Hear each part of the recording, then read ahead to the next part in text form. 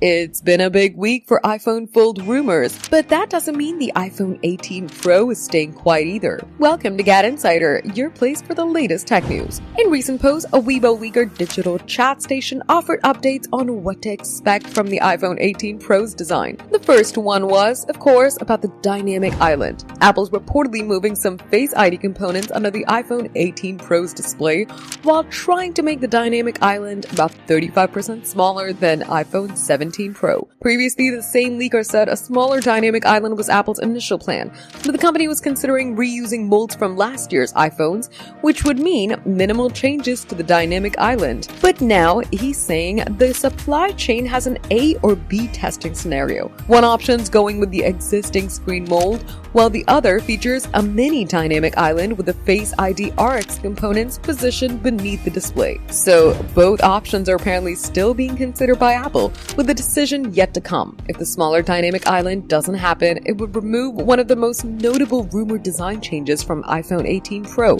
In another post, the leaker replies to a question about the rear camera. He says that the rectangular plateau design will be unchanged from last year. However, the back will feature minor adjustments to the body materials and design details. This slashes the previously rumored modifications for a uniform design across aluminum and glass cutout, as iPhone 17 Pro had a two-tone design rather than a seamless look as well. Color options are rumored to vary too. Since iPhone 17 Pro offered a bold new design, Apple's unlikely to make major changes again this year. What Apple could possibly offer this time will be revealed fully at its September launch only. For more updates, subscribe to GadInsider, like and share the video, and don't forget to press the bell icon so you never miss any update.